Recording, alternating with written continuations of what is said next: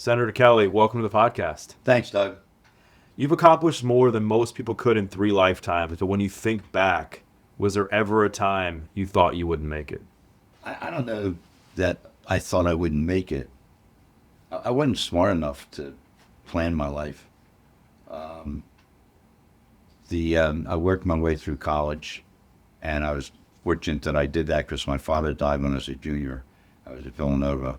I would never finish if I hadn't been working and raising enough money. Today, colleges are so expensive. People can't work. They can't afford to work their ways through it. They just can't earn enough money. But that was a blessing. And then I came from a family of alcoholics. My father's father was Skid Row. I never met him. He never saw him. His mother died when he was 9 years old from tuberculosis, and he basically grew up with family, and he lived in the YMCA. He grew up in the YMCA till he got a job, and then he was a great salesman. But I learned a lot from him because he also became an alcoholic. And there were many Thanksgiving dinners that he missed and everything. And my mother would send me down to the Iron Gate where he drank.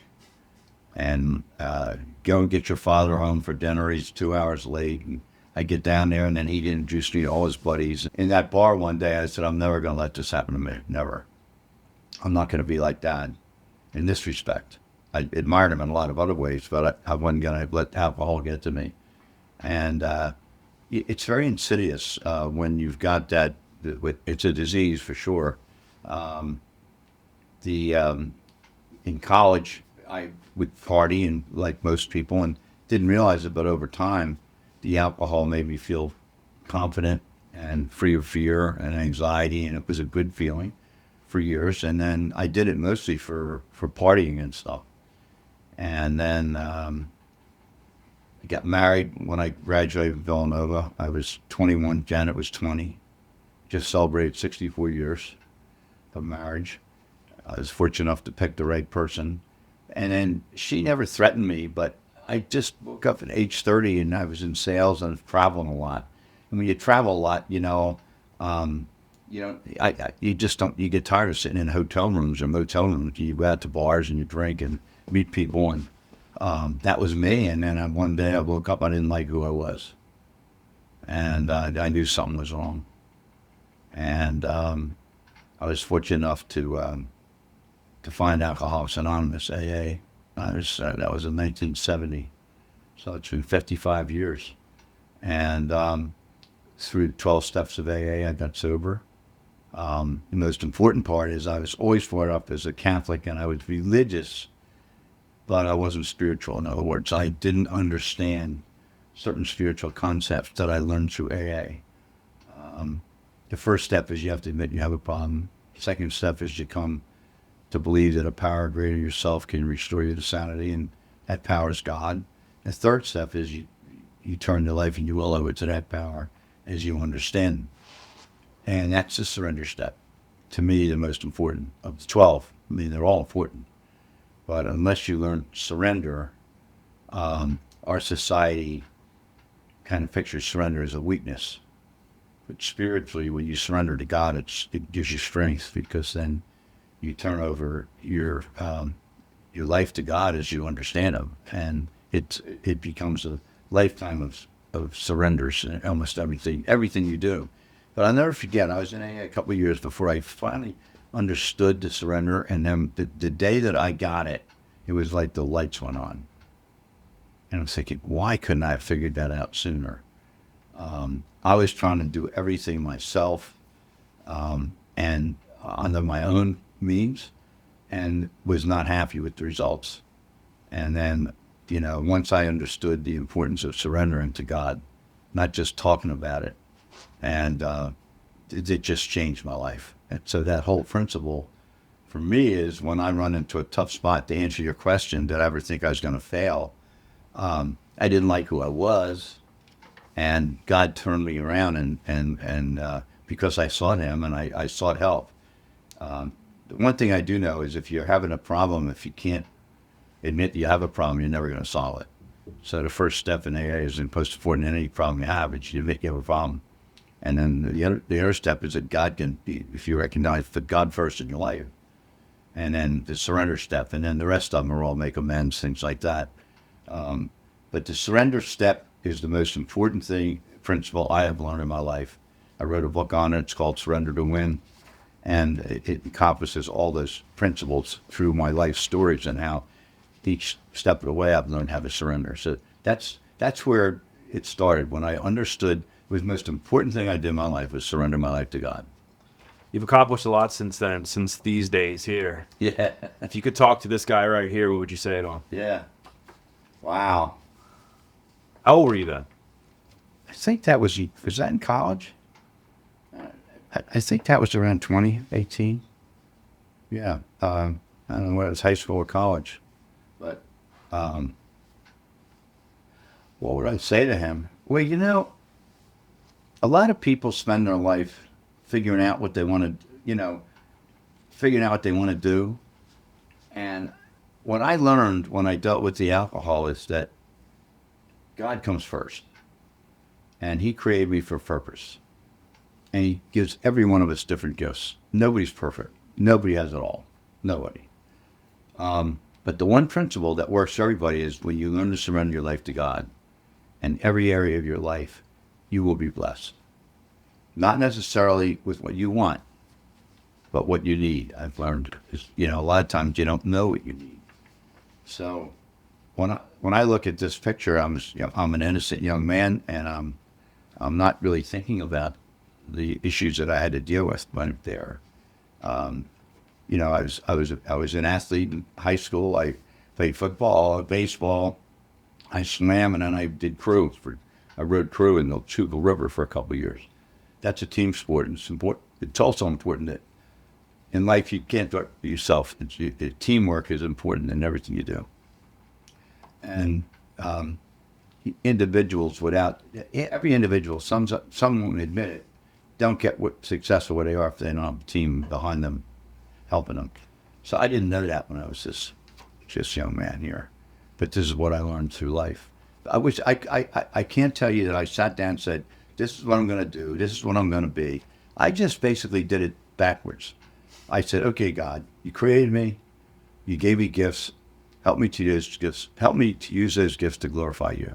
And then sit back and, look for opportunities. When doors open, you go through them. And if you feel it's the right door, and door closes 3 times, I don't go through it again. So did you always have like this deep faith in God, even when you were younger and starting your business and in politics, or did it come later on? I was religious. In fact, when I was dealing with the alcohol, I was a daily communicant. I went to mass every day, and I was praying that I could drink like everybody else. But that's not what God wanted for me. It's what I wanted, but I didn't know. So I was praying for the wrong thing. But fortunately enough, he opened the door to AA for me. And that allowed me to learn those 12-step principles that I'd recommend anybody dealing with any issue you can't control. The 12 steps of AA. So once you surrender, then, I didn't plan politics. I didn't plan going into my own business. I will tell you this story. When I was sophomore in college, my father took me to Jackie Gordon's men's store in Bala Cynwyd, Pennsylvania, and bought me a suit. And we sat out, and he had just started his own business, and he had gotten sober. He died sober, but he died very young, 46. We sat in the car, and he had just started his own business. He said, "Son, when you graduate from Villanova, I'd love you to come into business with me." And that shoe really fit. And I said, "I'd love to do that, Dad." And that was my plan. And then in my junior year, he got very ill and died very suddenly. And we lost him when I was a junior. If I hadn't been working my way through college, I wouldn't have finished. But that seed had been planted in me that I felt really good about working with my dad. And God has just blessed me in so many ways since then. And starting a business, starting with working with my wife and my kids and now my grandchildren. It's a gift that can only come from God. You can't plan those things. You just, the other thing I learned is life is a day at a time. You got to take it a day at a time. A lot of people, what I saw came into AA, they were full of resentments. You can't afford resentments. You can't afford to hate somebody. You see this in our society today. Hate's destroying a lot of things in our society. You can just see it. And hate's overcome with love. Love only comes from God. Hate comes from Satan. And so when you put God first, then the spiritual principles of love come into your life. And when hate starts to come in, you got to stop it. But you learn that, you know. So I wasn't smart enough to plan everything the way it happened. But the first step was to get sober. I mean, I got my education. I worked my way through college. I did all those things. I had fun in high school and college. And then at age 30, boom, I wake up. I don't like going. I don't know where I'm going.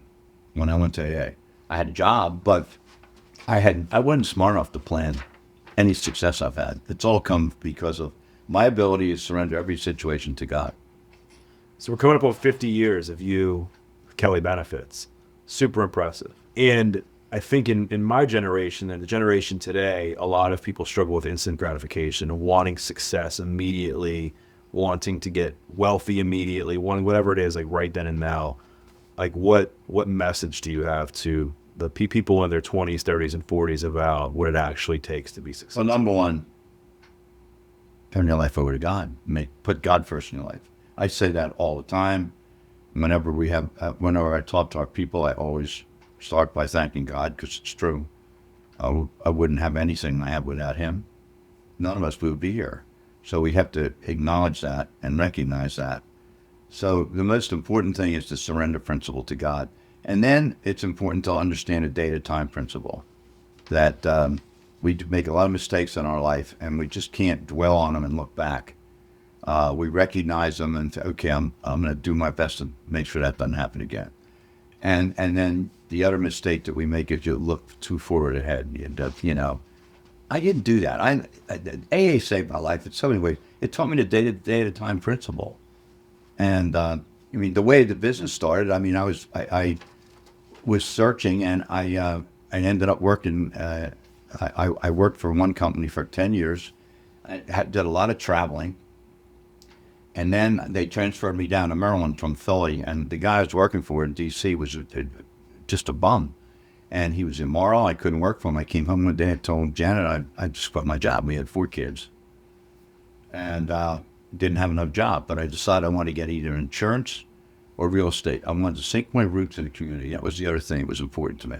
I want to sink my roots in the community and not become a, traveling gypsy all over the world. That wasn't me.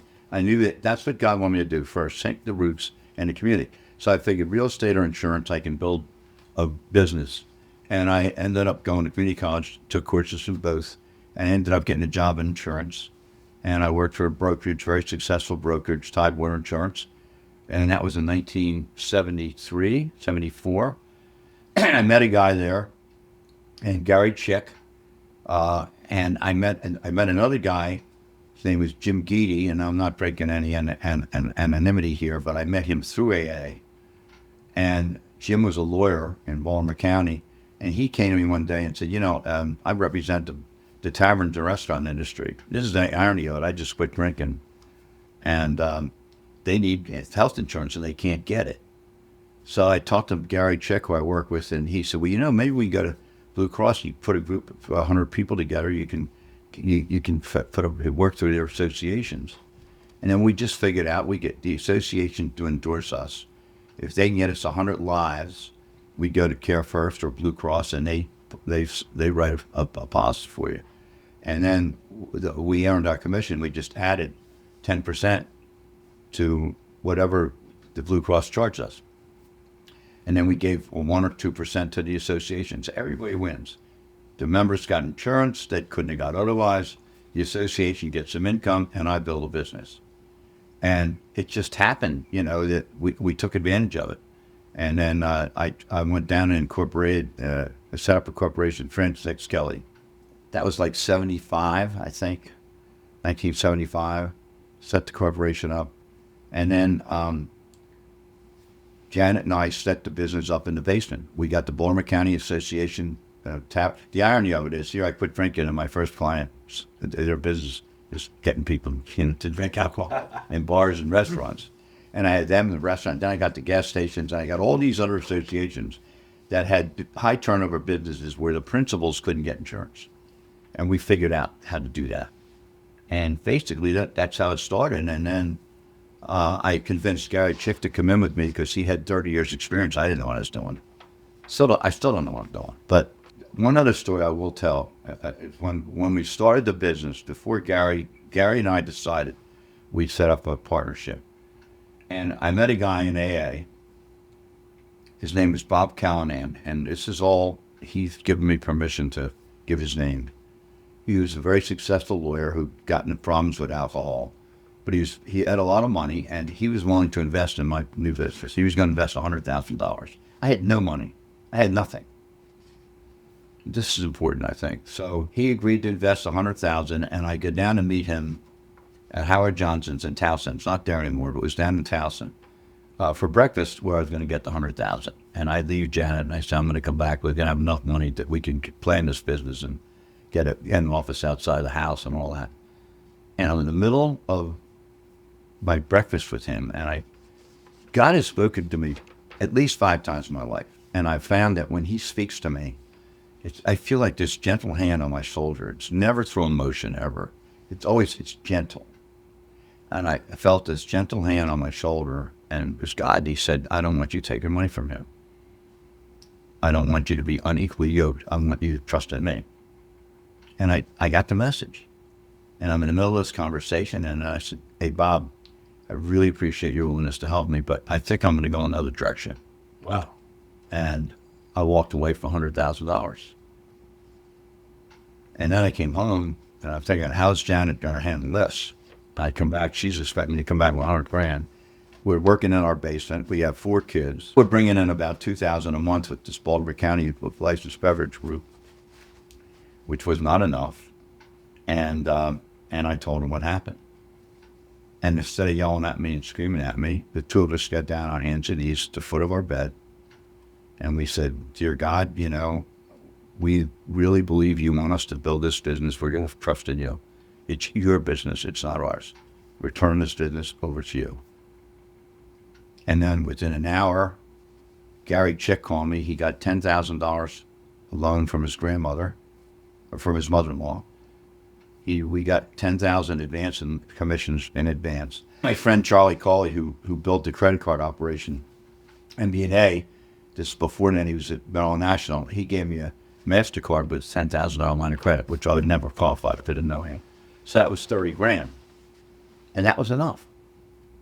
And then for years, the first 2 years, I had to do everything myself. Gary had a good job somewhere else. He was making like $120,000 a year. Those days, that's a lot of money. And he didn't come in until I developed enough revenue that could pay for both of us. That took about a year and a half. I think when we got the Service Station Association, then we had enough revenue coming in that could pay us both about $50,000 to $75,000 a year. Back in 1975, that was a lot of money. And so Gary quit his job, came, and then the 2 of us, I brought the business in, and he made sure that, everything, we didn't screw things up. He was great that way. He's just a good guy. No, he didn't have a big ego. We never fought over money. From that day, we got down on our hands and knees, and we didn't take the $100,000 from Callanan, and we turned the business over to God. That was the secret to any success we've had, and it's been true in everything in my life, starting with the alcohol, then the business, where I actually physically had to make a decision between the world and God. And I chose God. And every time I have chosen God, he has blessed us. Then, building the business, and I had been sober a couple of years, and then they elected me president of my community association in Timonium.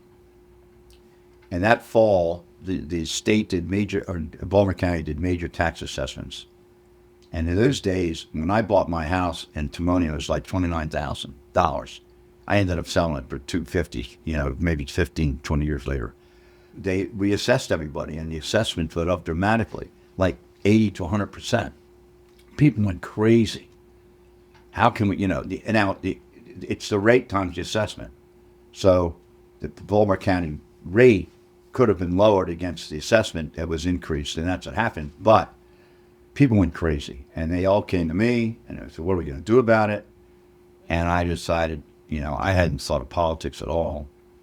And I got the book of that had every association, community association in Baltimore County. And I called a meeting at Lock Raven High School, invited everybody to let's figure out how to deal with this property tax assessment. Well, the place was packed, 400 people. And I don't know what I'm doing. And everybody understood the problem. And so one guy got up and he said, we got to form an association, a group. And we are called Stop Taxes on Property, Operation Stop. This all came out as Operation Stop, for Stop Taxes on Property. And that's what we're going to call ourselves. Well, who's going to run it? Well, you're going to run it. So I'm going to run it, right? So I don't know what I'm doing. And the next thing I know, we're taking 5,000 people. We put a bill in to abolish the property tax, which has never been done before, anywhere. And we figured it's not a fair tax. It's not based on income or earnings. It's based on the value of your property, which doesn't necessarily go with your ability to pay the taxes. So we thought that was unfair, and we put a bill in and abolished the property tax, and they thought we were crazy. So I said, well, we'll see. So I took 5,000 people to Annapolis. We got buses, and we circled the Capitol, and we walked around, and they didn't know what hit them. In fact, one guy got up on the floor of the House and was attacking me. This guy, I don't know who this guy Kelly is, but he's lower than whale. What he said. I was on the floor of the House. He was lower than whale. I'm reading this, and the paper's picking up. Everything we do is front page. Operation Stop. My name then gets out there. Everybody in the county knows who Francis X. Kelly is. Everybody in the state, the legislators, the governor, they all know now who Francis X. Kelly is. I had no desire to get in politics. I didn't look for it. This kind of just happened. And I didn't even know that I had these leadership abilities until I was put this thing in my lap, and then I've had to figure out how to lead these people. And we actually got the damn bill passed. It passed both houses, and Marvin Mandel, who I became a friend with, was governor. He vetoed it.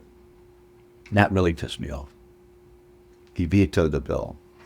So I decided, the only way I'm going to get this issue resolved is I got to run for the Senate. I'm going to run for the Senate. So that was 1974? Yeah. And then I ran, and I didn't know what the hell I was doing. I ran as a Democrat in a Republican district, Northern Baltimore County, Carter County, and Carroll County, and 3 Republican counties. I'm running as a Democrat, and I didn't know what the hell I was doing. And I run up against this guy, Porter Hopkins, who is a blue blood from Baltimore County. And he ends up beating me in a primary, but I got a lot of publicity. It's all favorable. Came very close to beating him. And then I said, okay, I'm done with politics. I'm still running my business. And then 4 years later, I think in 77, he calls me to have lunch with him in Annapolis. And he said, Frank, I just want you know, I think I'm going to retire. I'm going to step down. And he said, I was really impressed with you. And, I think it'd be good to have somebody like you down here. And even though you're a Democrat, first of all, why don't you just become a Republican? And I said, well, Maryland's a Democratic state. So I've observed if I get elected as a Republican, I don't have any ability to get in leadership. But if I run as a Democrat and win, I can get in leadership. And the way I look at things, the only way you get things done is you got to be in leadership. I didn't know much more than that. It was instinctively. And he said, well, fine, if you run, I'll support you. So I did. And he ended up, I had the Republicans behind me. And I ended up winning, and Ellen Sauerbrey and a guy by the name of George Price. I ran against George and beat him. Wade Koch, who's still in the county council right now. He's been involved all these years. And a guy by the name of Chamberlain. But they're 3 Republicans. They win, I win the Senate seat. So I get elected as a Democrat. And as a result, I was able to get in leadership. That was the other interesting thing. So after I get win the election, I get a call from the Democratic leadership in Baltimore County. It was a machine. They had a machine. I was the only one that ever got elected that didn't go through the machine. So I am totally independent. But I had a guy in Carroll County, Charlie Smelter, who was a senator in Carroll County, who liked the fact that I was out to reduce government. and reduce government spending. And he called me. He said, "I'm going to endorse you." So he endorsed it. He said, "Give me 2 days." So I gave him 2 days in Carroll County.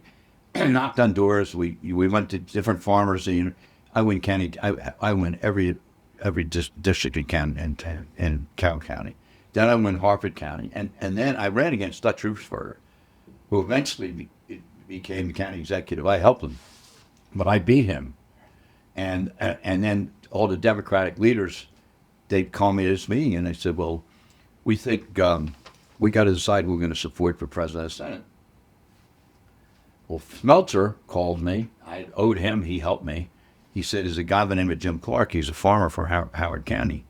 Came from very, very reputable Howard County family that sold all that land to that Columbia is built on.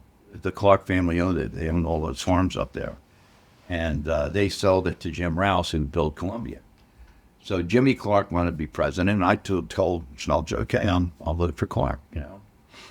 Then I get called to this meeting down to the eastern end of the county at this bar where these guys have met. And I'm not drinking. They're all drinking.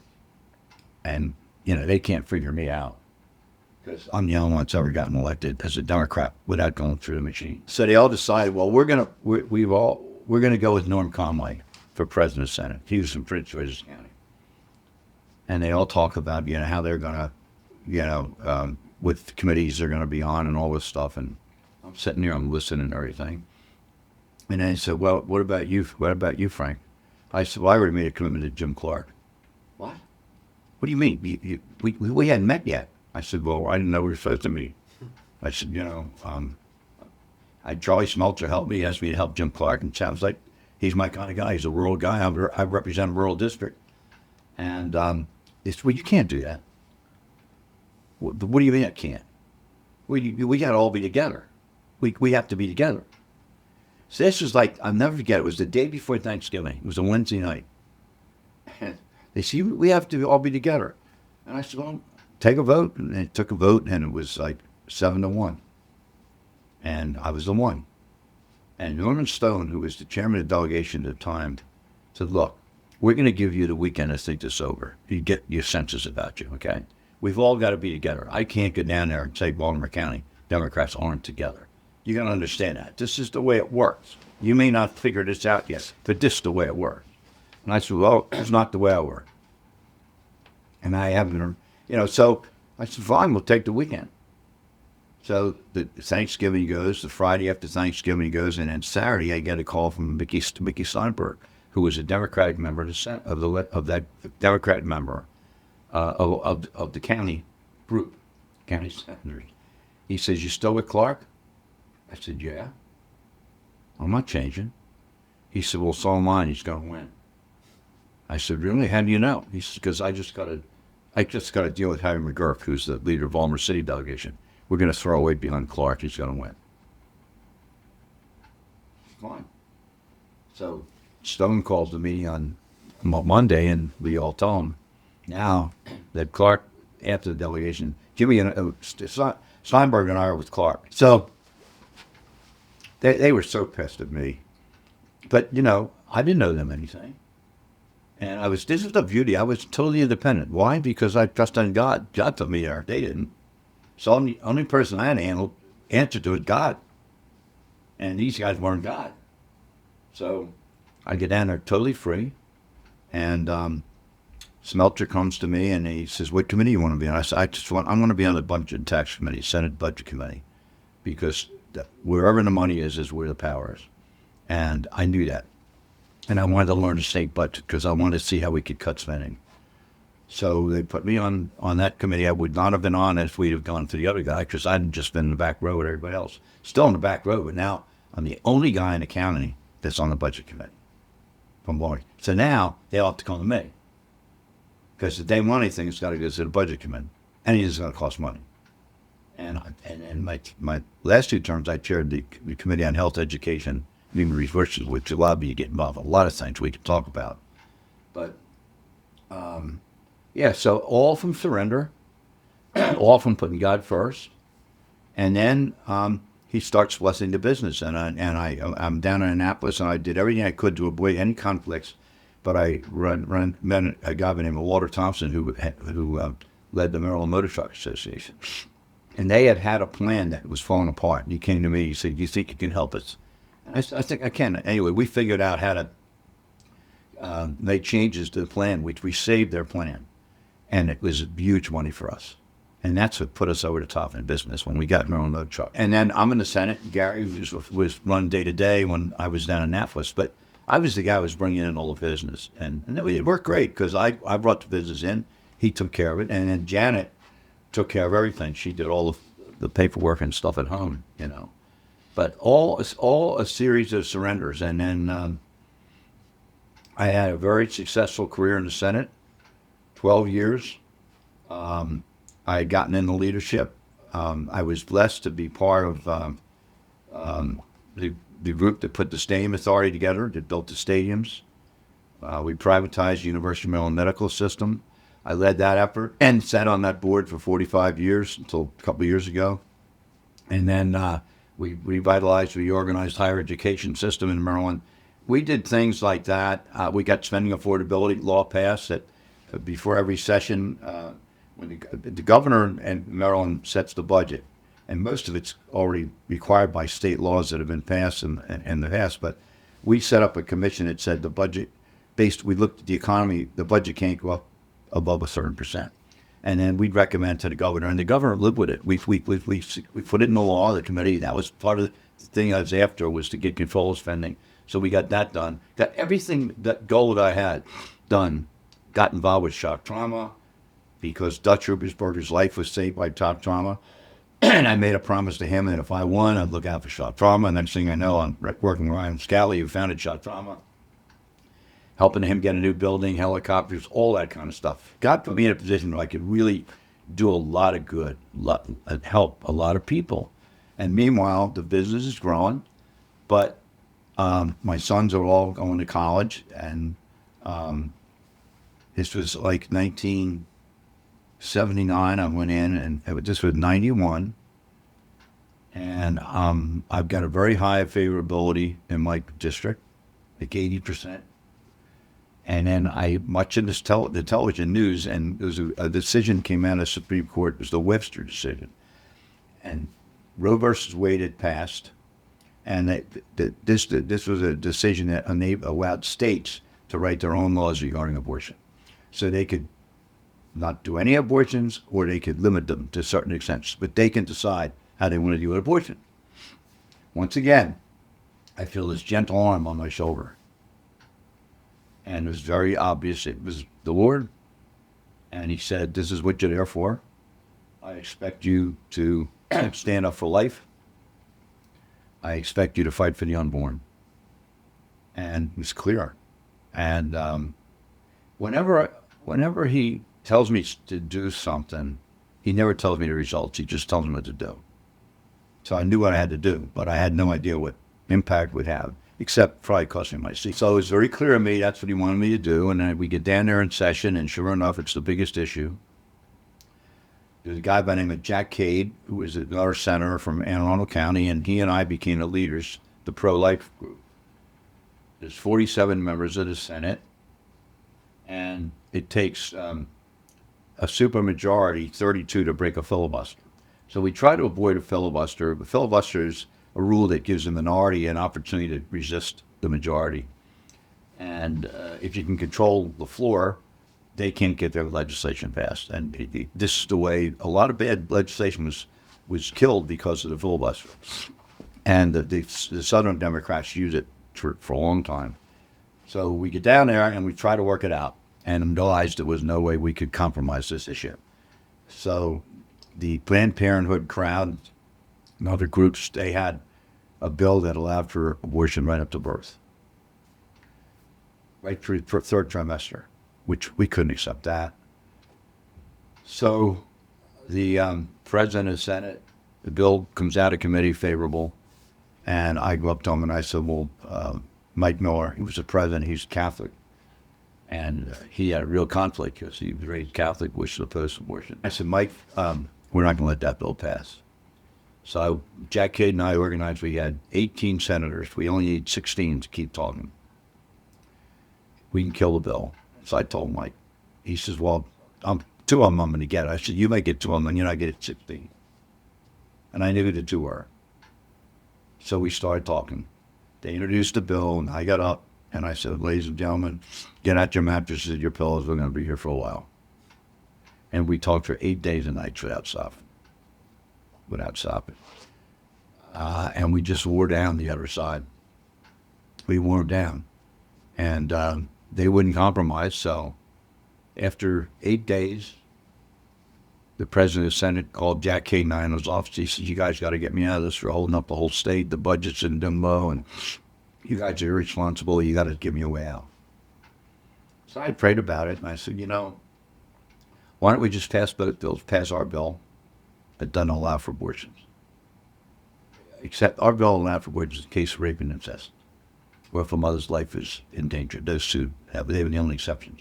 The other bill, pass both bills and let the voters decide. So he said, okay, that makes sense. So he gets back to me, he says, okay, we're going to go for that. So we ended the filibuster by passing both bills. And none of us voted for the other bill, but everybody in the Senate had to vote for our bill. And they both passed. But then the for abortionists, Planned Parenthood and groups like that, just said, why don't we just kill the bill, both bills, and let's wait till next year when we'll get Kelly in the election and the leadership, and then we'll get it passed.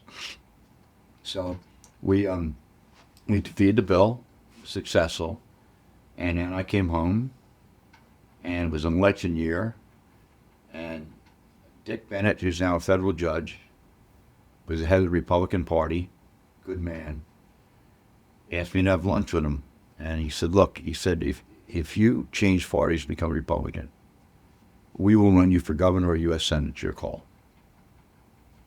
And I said, you don't have the power to do that. He said, oh, yeah. He said, I've talked to the chairman of every Republican committee in the county, in the state, every county, and they'll all support you, whatever you decide what you want to do. And I thought to myself, well, if God wants me here at that next time, it's not going to make any difference what party I'm in. And being a Democrat and being in power, you're with the Democrats control everything, so at least you have a chance for leadership, which I was in. So I decided that, I knew I was going to lose. I went over and talked to Janet, and we agreed. And I went back and I told Dick, I said, Dick, I know I'm going to lose. He said, you are. So I lost on primary. And that was 1990. It was probably the best thing that ever happened to me into the business, because that was about the time the boys, Frank was getting out of college, and they were coming into the business, and that allowed me to 100% focus on the business. And that was 1990, and that's what, 35 years ago? So the business was 15 years old. This year we celebrate 50 years. So that decision allowed me to totally focus on the business. And how that happened, I surrendered the abortion issue to God. I surrendered my Senate position to God. Well, I was a good senator, and I was, God blessed me with the ability to be a good senator. And I had to give that up because he wanted me to protect life. And that abortion issue still is raging today, but I know what he wanted me to do, and I did what he wanted me to do. And then the results of it, this is the other thing. So that was 1990. I lose my seat. And then I had no grandchildren, none. Okay? 6 months, David and Frankie are born. And I had no grandchildren. Today I have 21 grandchildren and 6 great-grandchildren. So God has blessed me abundantly with life in my family. And I'm convinced, here it is, there's the family. How do you keep track of all that? Huh? How do you keep track? I pray for him every day by name. I pray for him by name every day. Yeah, this is the blessing that came as a result of standing up for life. So to me, that proves life's more important to God than me being in the Senate. And this is the way He's blessed me. And I couldn't plan that, folks. It's a lot of grandkids. There's no way. I mean, you can't plan. I couldn't plan my business. I'm not smart enough. But if I turn it over to God, He shows me the way to do it. You've talked about Janet quite a bit. I know you guys have been married over 60 years. You guys have a real special relationship. You accomplished a lot together. That's you guys on your wedding day. How'd you know she was the Oh my one? God, you got this. How'd you know she was the one? That's my beautiful bride. Can that camera see it? You think? Yes, the camera can see it. That's my bride. So I met her at a mixer. And I was at Villanova.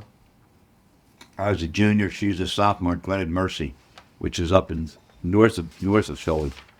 And a friend of mine, Jack Walsh, was going with a girl that went there, and he asked me if I wanted to go to the mixer with him. And I get up there, and there's Janet. She's president of school, president of the class. She's running this mixer. And as soon as I met her, I said, I know it. That's the one for me. I know it. In fact, after the mixer, she was cleaning the floor, and I would grab the broom and I said, let me help you clean the floor. She said, that was the last time I ever cleaned the floor. That's what she says. But, yeah, and then the first three times I asked her out, she turned me down the first two times. Because we would call on a Thursday night for dates.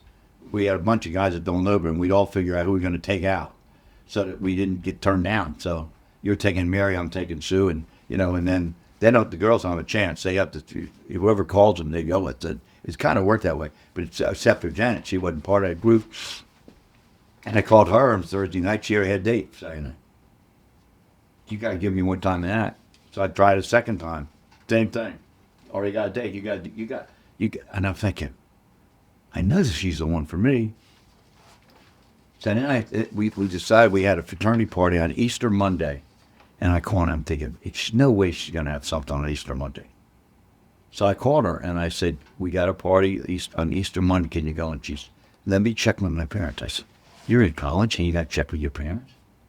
So where are you going? Your parents were strict. She called me back. She said, okay, I can go. And that was it. And it was our first date. And I stole a pitcher of beer on her, and I'll never forget that. I was drinking then. Because that would have been junior in college, yeah. And then we got married when I graduated from college. We got married that August 1961. How has she made you a better man? What has she taught you? Very supportive. We came to the Lord together in a personal way. We surrendered our lives together in a personal way through the charismatic movement of the Catholic Church. We both surrender our lives. It's different than being religious. Religious, you're going because, you're going to go to hell if you don't. Spiritual is you go because you want to glorify God in everything you do. And that's the way we came to that belief, and we did that together. So once we got down on our knees, accepted Jesus as our Lord and Savior, baptized in the Holy Spirit, and then from there, just day at a time. And he's blessed us so much. And she's been supportive of me in every way from the time I came home without the $100,000 to running to the Senate. She helped organize the fundraisers for me and very supportive all through the Senate years. And then she worked in the business. And then when the boys came in, when Frank came in, that's when she decided it's time for me to get out. And so now she's a wonderful grandmother and mother, and we're blessed with a great family with now 6 great grandchildren. We now have Francis X. Kelly V. Wow. Which is to me a great, it's Frank III, my son, and Frank IV is his son and my grandson. And then Frank IV marries Acacia, and they have this boy, and they name him Francis X. Kelly V, and they call him Quinn. Quinn for 5. So everybody calls him Quinn, but we've kept the name going, thank God.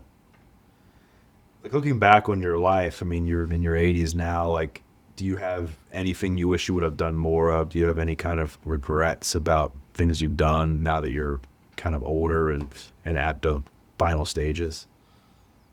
No, God's blessed me so abundantly. I don't have any regrets. No, I don't look at life that way. I've just been blessed in so many ways that how can I have any regrets? Now, I wish I could say I planned it. I didn't plan it. I just surrendered. That's why I wrote the book, Surrender to Win. If anyone wants to know about me, get my book, Surrender to Win. I'm not making money on it. But I wrote it for my kids and my grandchildren. But it's on Amazon. I know people can get it. But it talks about all of the stories in my life where I've surrendered. And then once you surrender, God blesses it. He blesses it the way He wants to, not what you don't get what you want. You get what you need. I said that before. So all I've done is a series of surrenders. So any success I have in any area of my life comes from my ability to surrender the situation to God. I think a lot of people, they'll end up chasing money, and they chase like just filling themselves up with filling their schedules up to be busy and having every hour booked. And they get to the end, they're like, I wish I would have had more time to like spend time with family. Like, family has always been important to you. I've seen that who's known you and your family on a very personal level. I've seen the importance and the values in that. Like, talk about the importance of family. Oh, it's the key. Growing up as a Catholic, it said the family that prays together stays together. Well, I have truth in that. Kat and I pray together. My sons and I, even the business, every Tuesday, my sons, my grandchildren, all the Kellys involved in the business with our CFO. And we have a spiritual advisor. We pray every Tuesday morning. We don't necessarily pray for what we want. We just pray that God gives us the wisdom to handle situations. Where does God want us to be? And that's really important. But I think, if you put God first, family's going to be second. And when people get up and say God, family, country, it's corny because some people say it and don't mean it. But with me, it's definitely God, family, country, and that order. So if I don't put God first, I'm not going to have any success, at least in the way I define it. I mean, success is not making a lot of money. And the other thing I've learned, the strongest of all the aphrodisiacs is power. Once you've achieved power, it's very hard to give up. And I see it time and time again in politics. People just don't know when to get out. In a lot of situations. In my case, God took me out of the Senate, mainly because that's what He wanted. He told me to do something, I did it, and then I lost. But by losing, I won. Because by losing the Senate seat, I was able to build a business with my family. And we do everything with family. And they say that most businesses that succeed from the first generation to the second, like 98% of them don't make it. We're now in the third generation. We get offers to sell all the time, sell the business. But we don't. We want it. This is God's business, and we want to run it. If we sell it, I remember I had a guy in my office years ago who wanted to pay a lot of money for the business, and we have God in our mission statement. And I said, well, what happens to the mission statement? That comes off. I said, just go back to New York then, because I'm not interested in talking to you. And that's what I would think would happen. You never say never. I mean, the time may come. I don't know. I can't predict that. But I know for now, and up until now, that God has wanted this business. This is His business, and that's the way I look at it. The way my boys look at it. That's the way my grandchildren look at it. It's God's business, and we pray together to keep it that way. This is you and your boys. Oh my God, you got everything. I do. Where'd you get this? This is a great picture. I have my ways. This is really a good picture. Can they see that?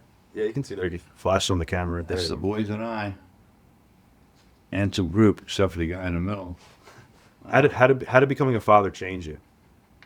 Frank and John were alive when I quit drinking, but they never saw me drunk. I think having the boys contributed to me coming to grips with I didn't like who I was.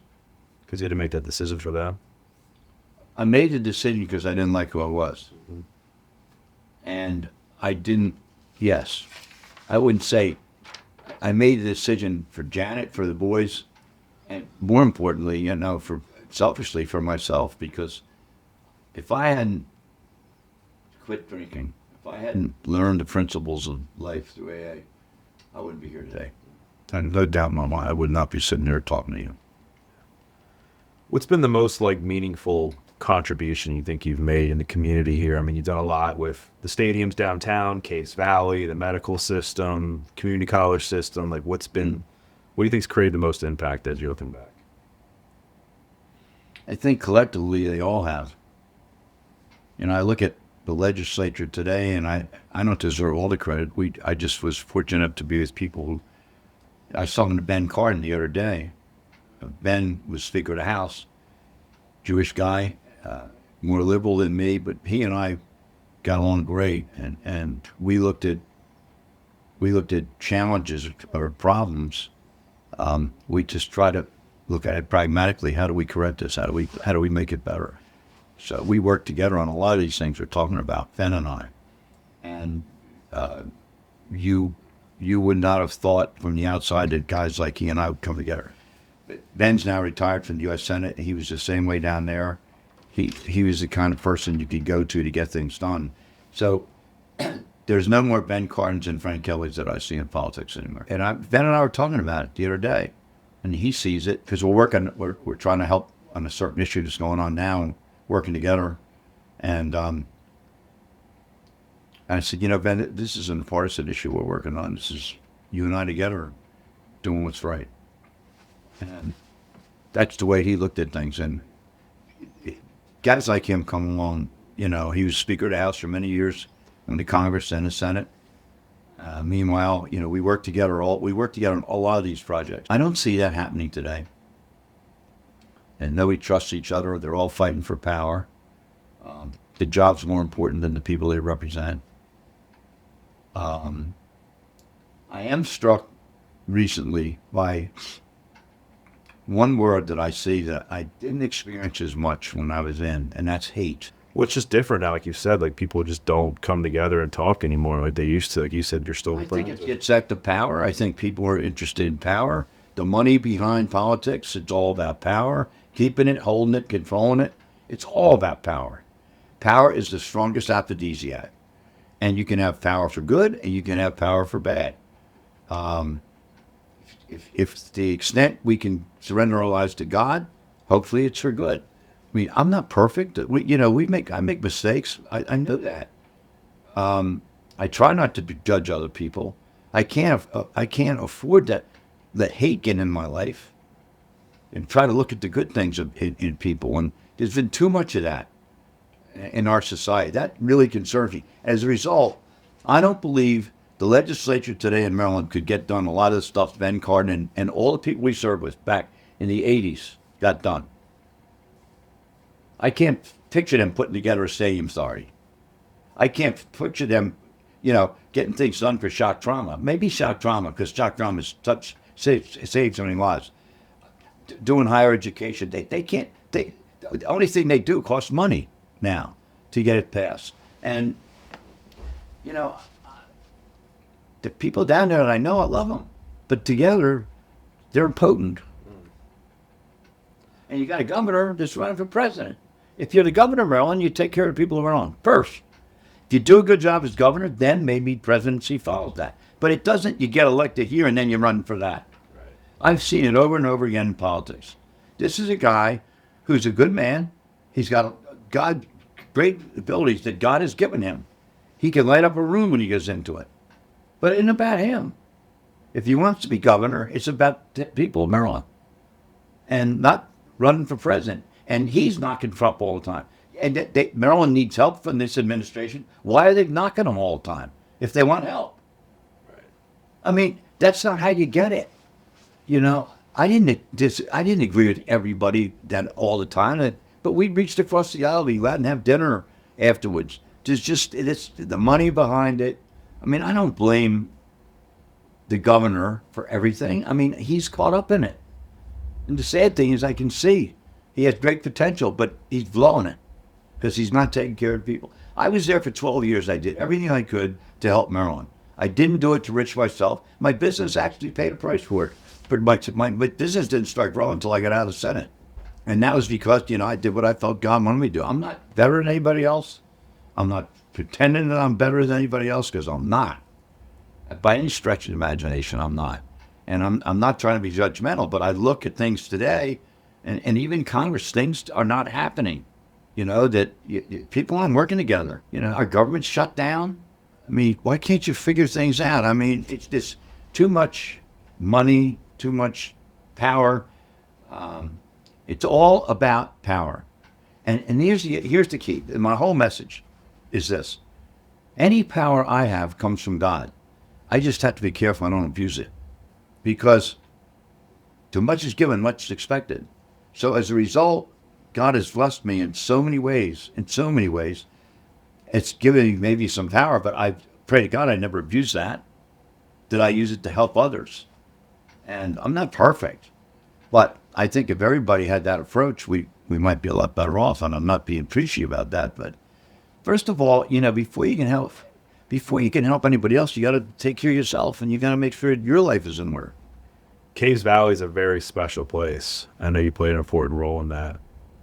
What's like your most memorable story from the golf course?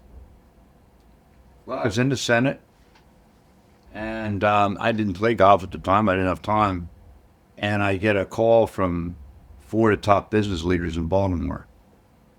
I remember Furlong Baldwin, who headed Mercantile Bank, Les Disharoon, George McGowan, and Bernie Trisher from BG&E.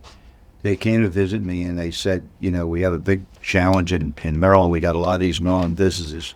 When they bring people in from out of state, they can't get into these golf clubs in Maryland. Baltimore Country Club, Green Spring, Elk Ridge.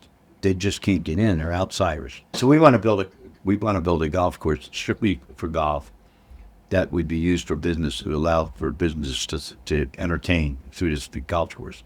And we have this property out in Caves Valley that we want to develop in the golf course. Budsy Krongard, who I knew at the time, owned this particular property.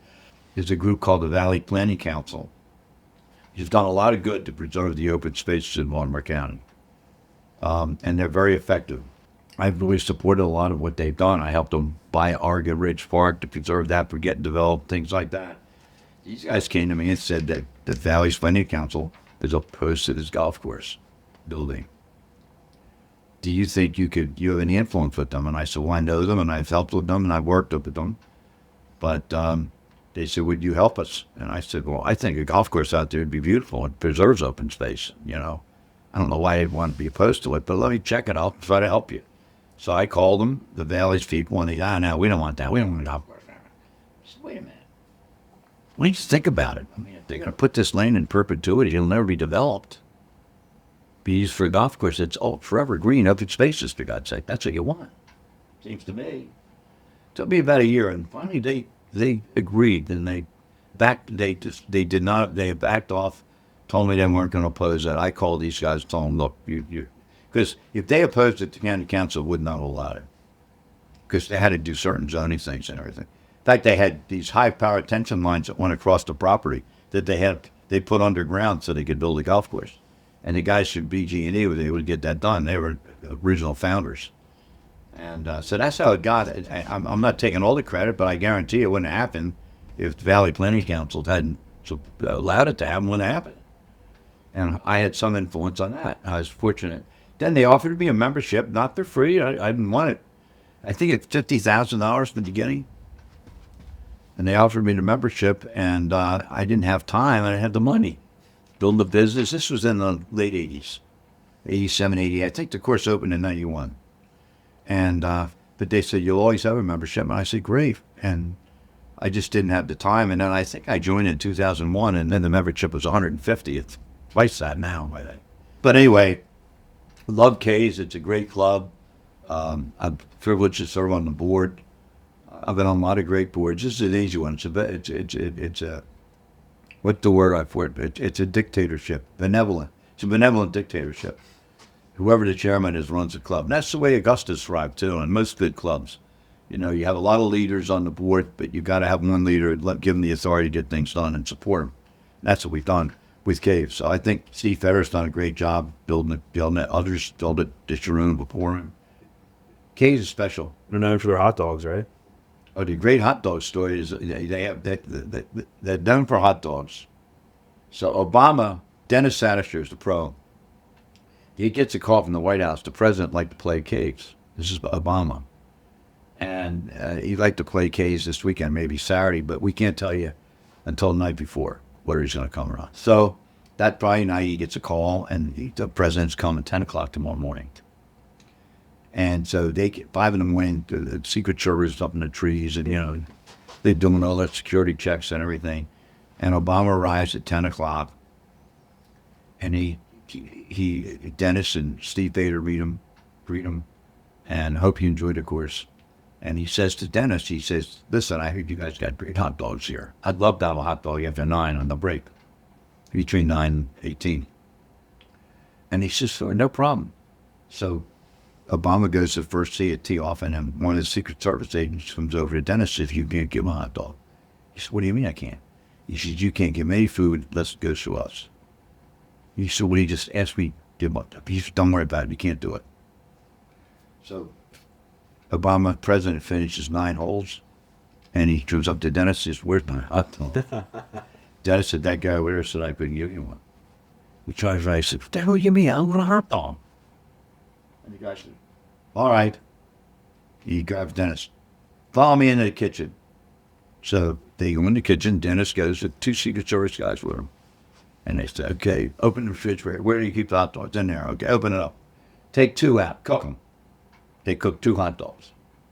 When they're cooked, the Secret Service agency's got 1.5 of each to eat half of it. And they wait 10 minutes to make sure it's not poison. It's a true story. And then, so they get the hot dog, and then he takes it out and gives Obama the hot dog. And Obama loved the hot dog, and great hot dog. But that's a true story.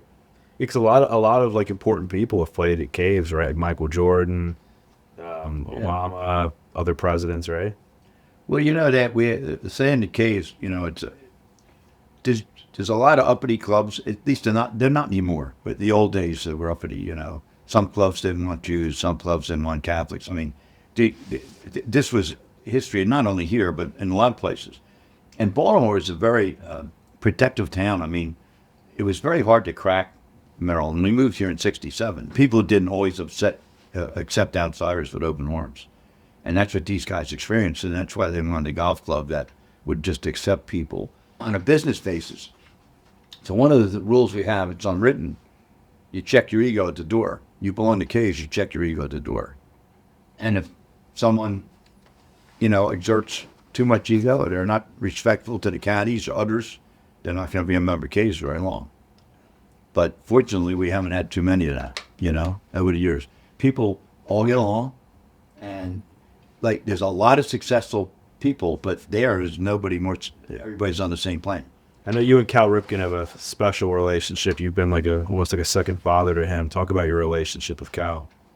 It's really, he's special. Everything you see about Cal is real. So I went to the Super Bowl in 2001. Was it 2001? Yeah. It was in Tampa. Tampa, yeah. And I was with my friend Charlie Cauley from MBNA, and they had a suite. And Cal was there with BJ, and Kelly and his two kids. They were down in the stands, and apparently they were getting harassed by fans. So they came up into the suite area, and Cal had security with them, and they said, what suite can we? You know anybody up here that has a suite? And Cal said, yeah, I know MBNA, because he did some work for MBNA. So they took him down to the MBNA suite. And I was there. He was there with his family. And I'll never forget Howie Long, who still is on Fox today. He's on TV today. He probably wouldn't even remember me, but we both went to Villanova. And I was talking to him, and then Cal comes and sits down. And then Howie Long and Cal and I watched the game together. And so you're up there 4 hours, you can kind of bond over 4 hours, right? I don't know whether Howie would remember that or not. He might remember Cal, probably not. I know he'd remember Cal, but not me. He might. But Cal and I, we kind of bonded. And then, we went our separate ways, and then he was still not retired. I think he had another year or so. And then he retires. And then one day I get a letter from him. saying that he would like to get together for lunch someday. And he gave me like 8 dates. And I'm thinking, he's really serious. I'd never gotten anything like that before.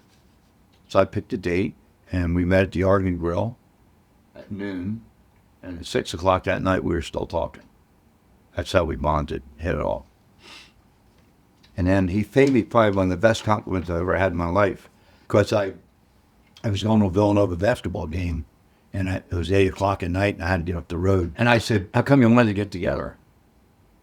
And he said, you know, when I was in baseball, I met a lot of people. And he said, every once in a while, I'd meet someone and make a note, that's somebody I'd like to get to know when I'm out of baseball. And he said, you were one of the very few. That was a great compliment. And he said, you know, there's something about you. And that Cal's a learner. He's a learner. He's always trying to get better. He's very smart. And basically that was it. He felt he could learn from me. And I think his dad had passed, and over the years we grew so close. I don't know whether I was like a father image to him or what, but we used to meet regularly for breakfast, lunch, or whatever. But then I asked him, and he said that was it. And then about 2 months later, I got a call from him, and he said, "Listen," he said, "Frank," he said, "I need your help." He said, I formed a foundation to help young people, and he said, I had a fundraiser last year, and Ron Chaparro ran it, did a great job, but Ron can't do it forever. Would you and Janet be willing to do our next fundraiser? It's in April or February, between when spring training starts. So the fact that he asked Janet, that appealed to me. And I asked Janet, and she said, yeah. So we did it, and then the rest is history. So we chaired his first 5 or 6 fundraisers, and he asked me to go on the board. When I went on the board, it was just his mom and Billy and a couple of people from Aberdeen that they grew up with. They would 90% depend on federal funds, and I said, if that's going to stop, we're going to become dependent. We don't want to become dependent on the federal government. Today, it's one of the most successful foundations in the country, with very few, there's some federal money, but it's very small percentage. But mainly it's successful because of him. He works, he puts his time in, he does appearances when it's needed. And so I have gone a lot of places with him, and we've become very close. And he's now remarried to Laura, and he's very, very happy. And I think a lot of the meetings he and I had, he has someone else he can share stuff like that with. And I get that, but we're still very close. He had a dinner party for 2131. He had a private dinner party, and he invited me, and I got there. I looked around the room, and there was Joe Geyer, his financial advisor, and myself, and John Maroon, his PR guy. We were the only 3 non-Hall of Famers in the room. It's just an honor that he thought of me enough to invite me to that dinner party. That's how close we are. We're very close. Done a lot together. All the professional athletes love him. I did. So he gets nominated for the Hall of Fame. And we all went up to when he was inducted, and he was with Kelly and the kids, and then Janet and I went, and we were included in the family functions and everything. It was a great event. The second year, he called me. He said, I wanted to go up. He said, he said, how'd you like to come up with me? I said, I'd love it. He said, Kelly didn't want to go this time, but he said, why don't you and I just go up? So I said, fine. It's a 5-hour drive north to Syracuse, and he drives fast. And we drove up. We spent a lot of time together in the car.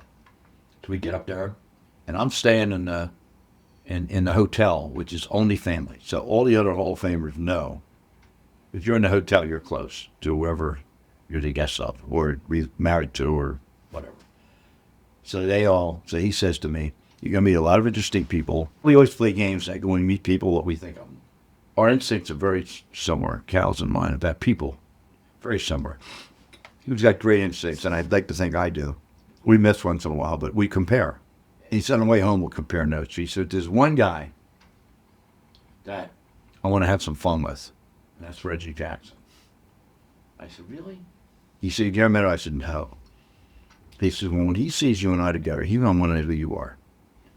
He's very inquisitive. He's got to know. So he said, we're going to do everything we can to avoid him. We get to the cocktail party, he comes over, we're going to go to the other side of the room. So we get to the cocktail party, and I'm meeting all these Hall of Famers.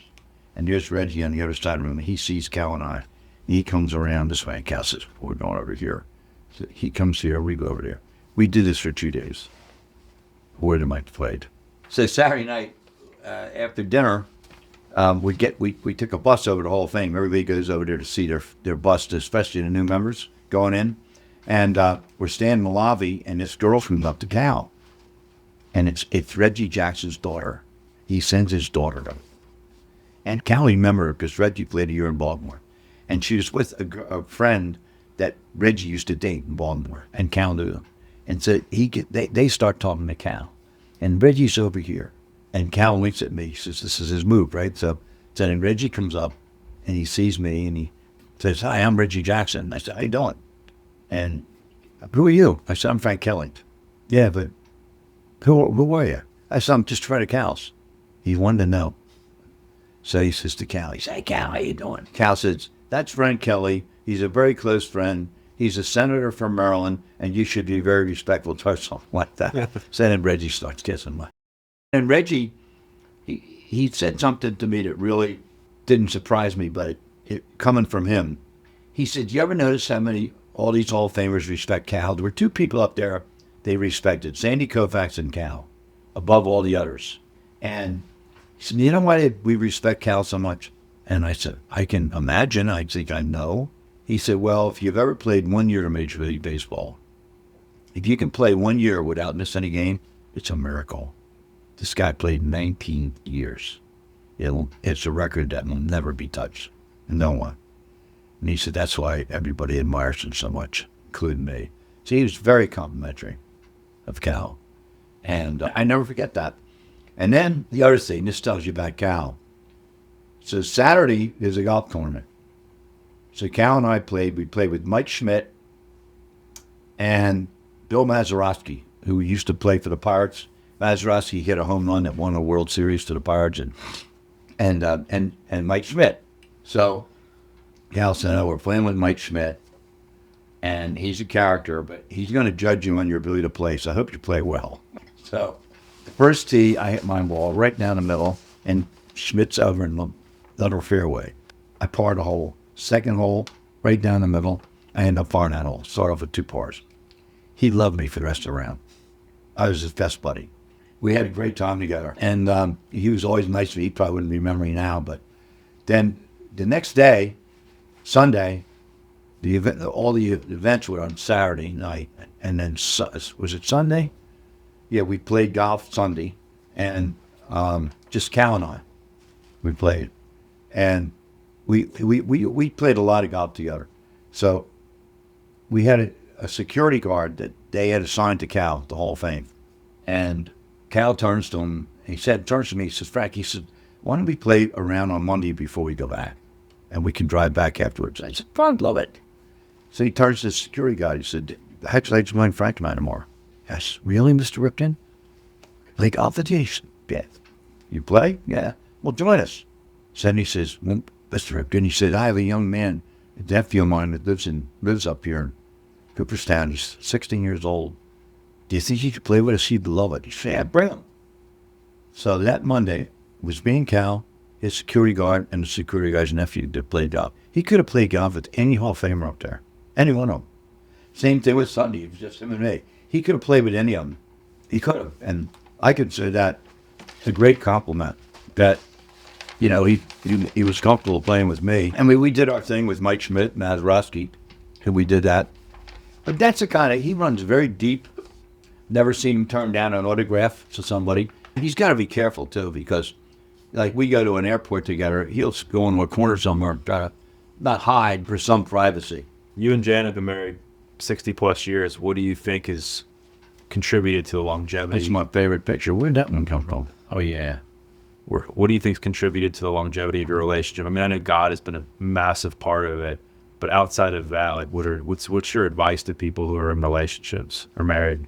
Never go to sleep on a fight. It's a big one. Unresolved conflicts. Yeah. Unresolved conflicts cause wars. We experience it now. Trump has been really good at getting some conflicts resolved. He's done 7 or 8 of them. And now he's got this big one with Putin. But they can get, the only way that stalls is they got to resolve it. And so in a marriage, if you get in a fight and you don't make up and you go to bed, you both remember it. And then you might go another year and you get another fight and you don't resolve that.